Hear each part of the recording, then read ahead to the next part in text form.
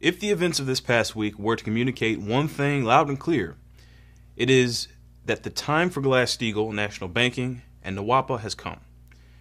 But with Barack Obama in the White House, the time that still exists to enact those policies may be swiftly cut short by the thermonuclear conflict with Russia that Obama is committed to. Just yesterday, Russian Prime Minister Medvedev warned unequivocally that nations seeking to usurp the national sovereignty of any nation, especially theirs, that nuclear war is indeed on the table for any such violation. Это реалии, с которыми мы все должны считаться. И государственной власти придется дать на этот запрос свой, надеюсь, эффективный ответ. Доктрина государственного суверенитета. Она не должна размываться, даже если это удобно для достижения каких-то текущих политических целей. Вплоть до цели избраться на соответствующую позицию. Это просто опасно для мирового порядка. А примеров посягательств на доктрину суверенитета в последние годы было очень немало. Чего стоят и военные операции против иностранных государств в обход Организации Объединенных Наций, заявление о том, что тот или иной политический режим потерял легитимность, причем заявление со стороны иностранных государств, а не со стороны народа соответствующей страны, введение всяческих коллективных санкций в обход международных институтов. Все это не улучшает ситуацию в мире, а последствия скоропалительных военных операций в иностранных государствах обычно заканчивается одним – приходом к власти радикалов. Я уже не говорю, что в какой-нибудь момент такие действия, которые подрывают государственный суверенитет, могут закончиться вполне себе такой полноценной региональной войной. И даже, никого не хочу пугать, с применением ядерного оружия. Об этом должны помнить все. This statement is an obvious message directed to the Obama administration indirectly and the financial power that controls it. Since the illegal war launched in Libya last year and even the more unlawful assassination of Muammar Gaddafi, the administration has done nothing but show a disgusting abuse of executive power and criminal disregard for domestic and international law, a disregard that nations like Russia and even high-level U.S. military officials view as threats to national sovereignty. Russia has repeatedly stated that that is the issue over military intervention in Syria and Iran: sovereignty. That is the issue at stake with all the threats occurring at this point. And beyond a shadow of a doubt, it's what's at stake with the joint U.S.-NATO anti-ballistic missile system being built in Europe aimed at Russia. Despite Obama's irrational commitment to war, saner elements in the United States have mounted in and around the U.S. military. Specifically, Representative Walter Jones, in his push for legislation H.C.R. 107, declares that any president who launches war without congressional approval would be immediately subject to impeachment.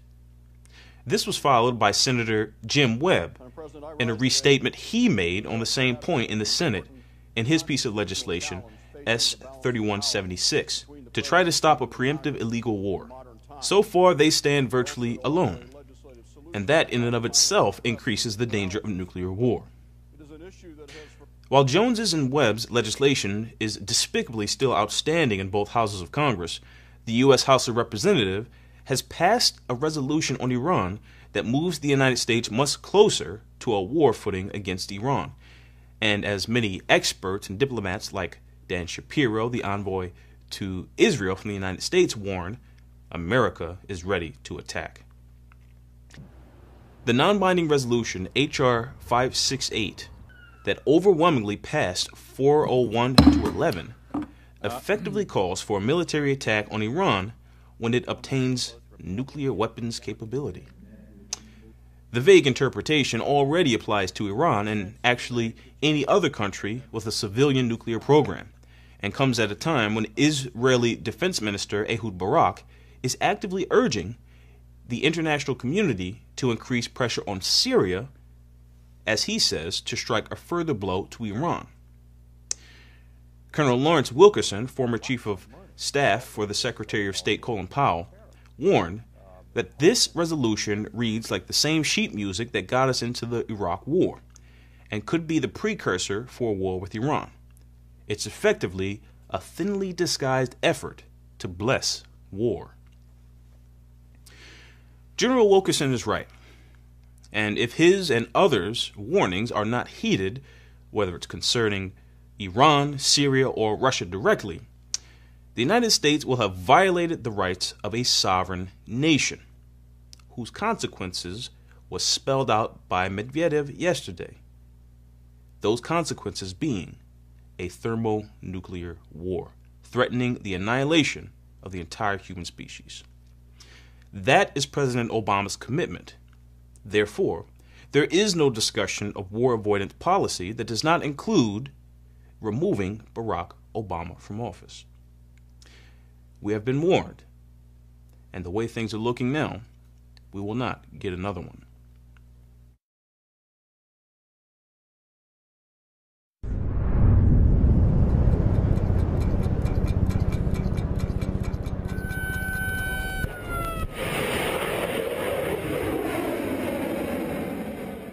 The British Empire's game, run through U.S. President Barack Obama, has been called out by the Russian government.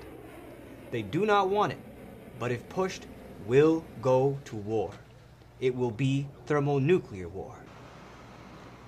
Therefore, what humanity faces in light of the Obama administration's go-ahead to make the ballistic missile defense system operational based on the completion of Phase 1 on May 20th is possible extinction. Is it inevitable? Only if Barack Obama is not taken out of power. Because if Obama succeeds in his mad drive to force Russia into thermonuclear confrontation, there can be no economic recovery, domestic or international. There will be, possibly, no humanity left on the face of this earth. And we are trying to Your reach that life same depends on the constitutional elimination of his power. Today, on May 17th, Russian Prime Minister Dmitry Medvedev, in the presence of U.S. Attorney General Eric Holder, reiterated Russia's position that the drive coming from the U.S., acting as the geopolitical muscle of the British royal family, can easily lead to nuclear confrontation. Medvedev stated, "There have been many recent examples of the concept of state sovereignty being undermined. Military operations against foreign states bypassing the United Nations, declarations of illegitimacy of certain political regimes. This does not improve the situation in the world, while rash military interference in the affairs of another state usually results in radicals coming to power. Such actions, which undermine state sovereignty, can easily lead to full-scale regional war, even, I am not trying to scare anyone here, with the use of nuclear weapons." Member of the LaRouche PAC endorsed national slate of congressional candidates, Keisha Rogers of the 22nd District of Texas, delivered a sharp message on May 15th while organizing on the ground in Texas that the threat of thermonuclear confrontation with Russia, which we just heard Medvedev warn about, can only be stopped with the nullifying of Obama's powers. I will just say that the message that's being sent from Russia and from what we're seeing with the attempts and the drive toward World War III is very clear to Russia and very clear to our U.S. military. The solution is we have to get Obama out now. We have to stop this collapse, and everything that you have to put into this fight. Let's send a message, clear message to the White House. Obama must go. Let's take the nation back, and we can win this fight for mankind. Thank you. As it stands, Barack Obama has been rejected by the American people. There is no response that will come from this administration on the collapse of the entire world financial system. All American citizens can expect from the Obama party is a showdown of thermonuclear confrontation with Russia. Do we wish to survive? That is the question. Don't simply tell yourself, yes, you want to live. Do what will enable us to live and implement the package to turn the situation around. Dump Obama. Dump him now.